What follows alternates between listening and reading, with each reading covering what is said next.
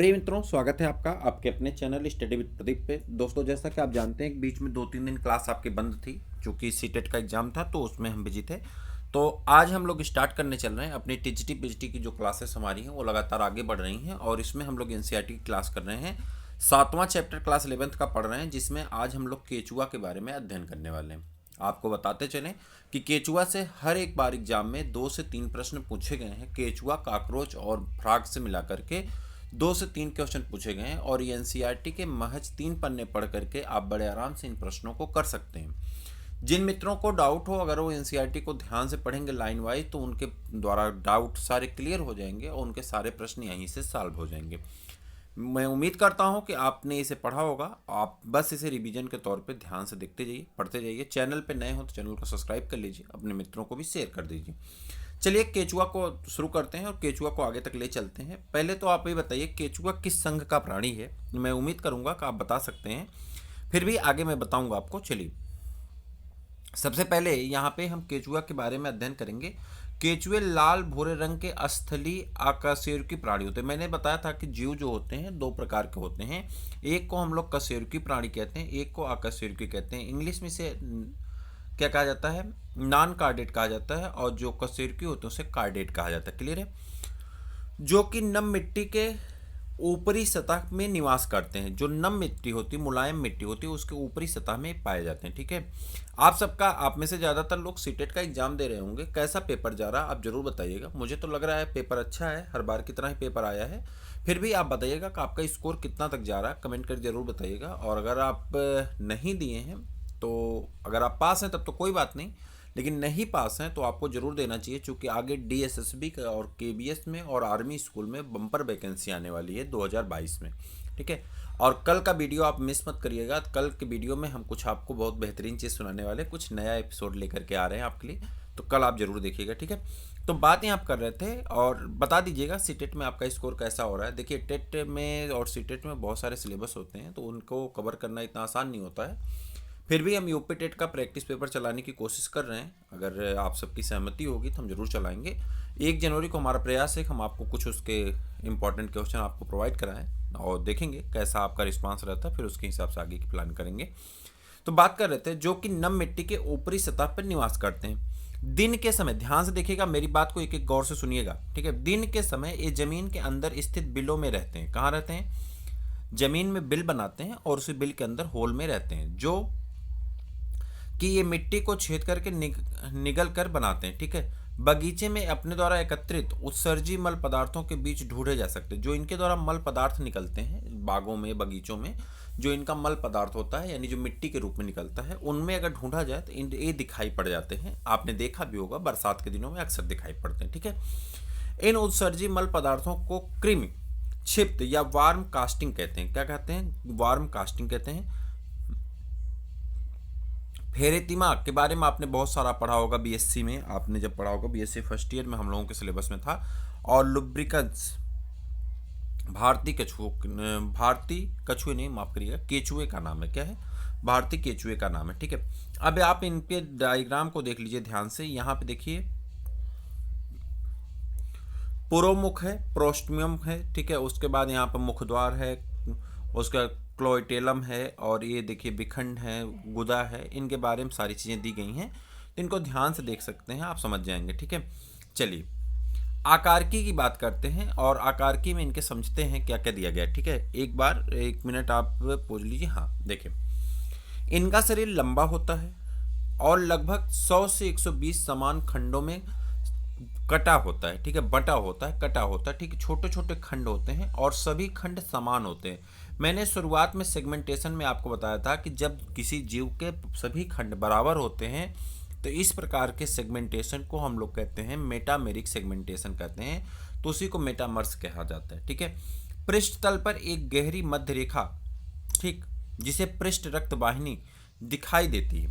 आधार तल पर जनन छिद्र पाए जाते हैं, जिसकी वजह से यह पृष्ठ तल से विभेदित किया जा सकता है। शरीर के अग्रभाग पर मुख और पुरोमुख होते हैं। कह रहा शरीर के अग्रभाग पर, देखिए शरीर के अग्रभाग पर मुख एवं पुरोमुख होते हैं।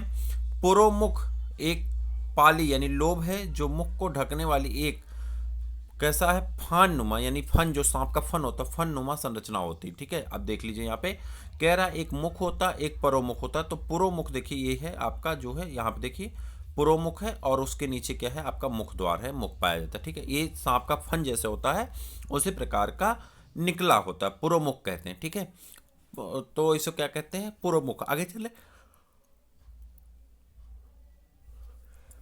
यह फान द्वारा, फन तो कह नहीं सकते, यह फान द्वारा क्या करता है, यह फान जो होता है फान द्वारा, यह फान मृदा दरारों को खोलकर क्रीम को उसमें रेंग कर जाने में मदद करती। कह रहा फान जो होते हैं ये क्या करते हैं, मिट्टी के दरार जो होते हैं, जब दरार फटते हैं तो उन दरार को खोल करके और इसको अंदर जाने में इसकी क्या करती, मदद करती।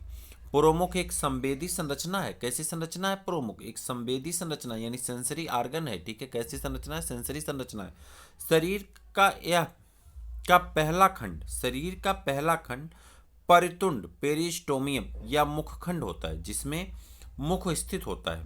यह परिमुख क्रीम के एक माफ करिएगा, एक चौड़ी ग्रंथिल गोलाकार पट्टी 14वें से 16वें खंड को घेरे रहती है। ध्यान से देखिएगा, कह रहा एक चौड़ी ग्रंथिल गोलाकार पट्टी 14वें से 16वें खंड को घेरे रहती।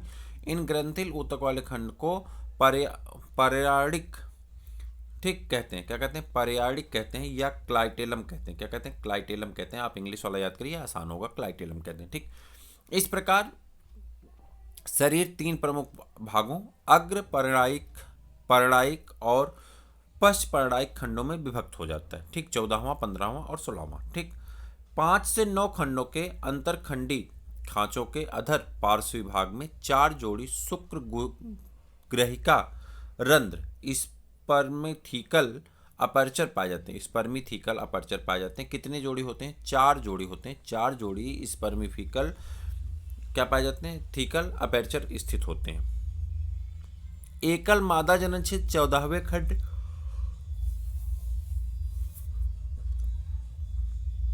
एकल मादा क्षेत्र 14वें खंड की मध्य अधर रेखा पर स्थित होता है। एक जोड़ा नर जनन क्षेत्र 18वें खंड के अधर, ध्यान से देखिएगा, एकल मादा जनन क्षेत्र 14वें खंड के मध्य रेखा पर स्थित होता है। एकल जोड़ा नर जनन क्षेत्र 18वें खंड के अधर पार्श्व में स्थित होता है। बहुत से छोटे छोटे छिद्र वृक्कक रंध्र होते हैं। अधर तल पर लगभग संपूर्ण शरीर, अधर तल पर लगभग संपूर्ण शरीर पर पाए जाते हैं। इन छिद्रों के द्वारा उत्सर्जकांग शरीर के बाहर की ओर खुलती हैं। शरीर के प्रथम, अंतिम और परणायिका खंडों को छोड़कर समस्त देह खंड में यस आकार के सूक यानी सीटी पाए जाते हैं, जो प्रत्येक खंड के मध्य में स्थित उपकला गर्त में धसे रहते हैं। सूक छोटी बाल के समान संरचना होती है, जो कि फैल तथा सिकुड़ सकती है तथा गत में महत्वपूर्ण भूमिका अदा करती है यानी निभाती है। ठीक, ये हो गया मुख, ग्रसनी, ग्रसिका, पेसड़ी, अमाशय, आंत, और उसके बाद ये देख लीजिए इसकी पूरी संरचना है इंटरनल। और यहाँ आप देख लीजिए आंत्र का आंध्र वलन पूर्व भाग, आंध्र अंधनाल, लसिका ग्रंथियां, आंध्र का आंध्र वलनी भाग, आंध्र और आंध्र वलन, ये पूरा इसका हिस्सा है, आप इसे देख सकते हैं। ठीक है, आंतरिक संरचना आप चलते हैं, अब एक एक करके आंतरिक संरचना को देखेंगे और यहाँ से सारी चीजें हम समझ जाएंगे। ठीक, कह रहा केचुए का शरीर एक पतली आकोशिकी परत से ढका रहता है, जिसे उपत्वचा कहते हैं। इसके नीचे अधिचर्म, 2 पेशी गोलाकार व लंबवत परतें तथा सबसे अंदर की ओर देह गुही उपकला पाई जाती हैं। अधिचर्म स्तंभाकार कैसे होती हैं, अधिचर्म स्तंभाकार उपकला कोशिकाओं के स्तर से बनी होती है। अच्छा, आपको मैं बता दूं कि जो मनुष्य, जो जीव होते हैं, मतलब हम लोग अपनी बात कर लें तो 4 प्रकार के ऊतक हमारे शरीर में पाए जाते हैं। कितने प्रकार के, 4 प्रकार के ऊतक पाए जाते हैं। उपकला ऊतक, संयोजी ऊतक, ठीक है, जिसे एपिथेलियम टिश्यू कहते हैं, संयोजी ऊतक कनेक्टिव टिश्यू कहते हैं, मस्कुलर ऊतक जिसे पेशी ऊतक कहा जाता है, और नर्वस टिश्यू जिसे हम लोग तंत्रिका तंत्र ऊतक कहते हैं।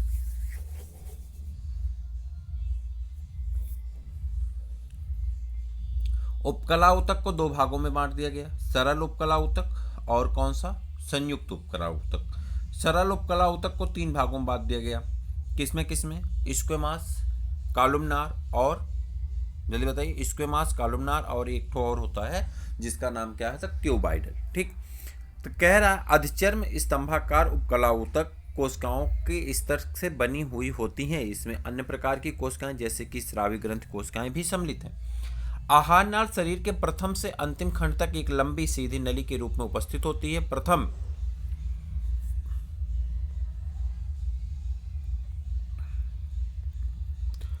खंड पर उपस्थित मुख प्रथम से तृतीय खंड में फैली मुख गुहा में खुलता है, जो ग्रसनी की ओर अग्रसर होता है, और चौथे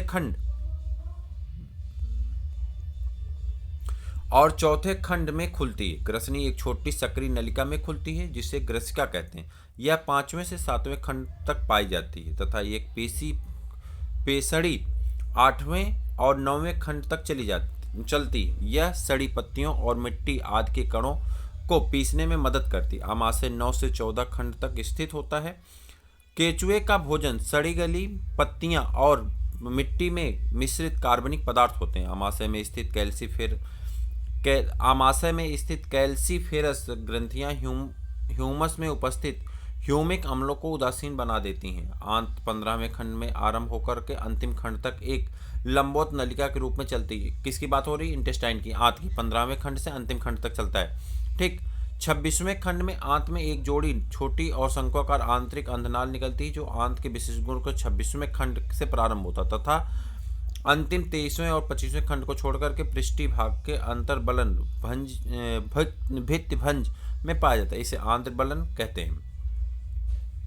यह बलन आंत में अवशोषण के प्रभावी क्षेत्र में वृद्धि कर देता है। आहार नाल शरीर के अंतिम खंड पर एक छोटे छिद्र के रूप में खुलता है, जिससे गुदा कहते हैं। केचुआ कार्बनिक पदार्थों से भरपूर मृदा को भोजन के रूप में निगलता है। आहार नाल से गुजरते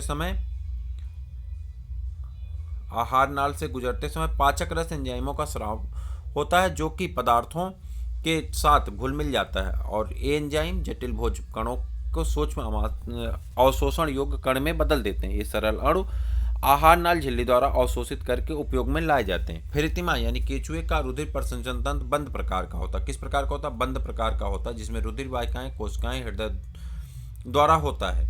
बंद रुधिर परिसंचरण तंत्र के कारण रुधिर का हृदय तथा रक्त वाहिनियों तक ही सीमित रहता है। संकुचन रक्त परिसंचरण की एक दिशा में रहता है। सूक्ष्म रुधिर वाहिकाएं रक्त को आहार नाल तंत्रिका रज्जु शरीर भित्ति तक पहुंचाती।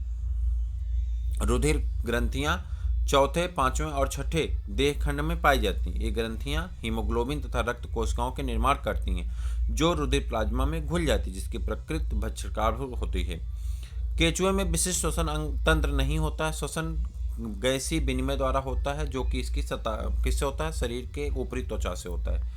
उत्सर्जी अंग खंडों में व्यवस्थित और वलरित नलिकाओं के बने होते हैं, जिन्हें वृक्कक कहते हैं। ये वृक्कक 3 प्रकार के होते हैं। पटी यानी सेप्टल वृक्कक 15वें खंड से अंतिम खंड के दोनों ओर अंतरखंडी पट्टों पर पाए जाते हैं तथा ये आंत में खुलते हैं।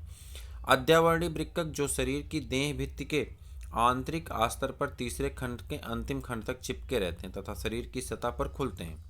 और तीसरा है ग्रसनी वृक्कक चौथे, 5वें और 6ठे खंड के 3 युग्मित गुच्छों में रूप में पाए जाते हैं। ये विभिन्न प्रकार के वृक्कक संरचना में मूलतः समान होते हैं। वृक्कक शरीर तरल के आयतन एवं संगठन का नियमन करते हैं। वृक्कक कीपनुमा सिरे से प्रारंभ होता है, जो गुही कक्ष में अतिरिक्त द्रव को संचित करता है। कीप वृक्कक के नलिकी भाग में जुड़ा रहता है और उत्सर्जी पदार्थों का छिद्र द्वारा शरीर से एकत्र कर आहार नाल में बाहर डालता है।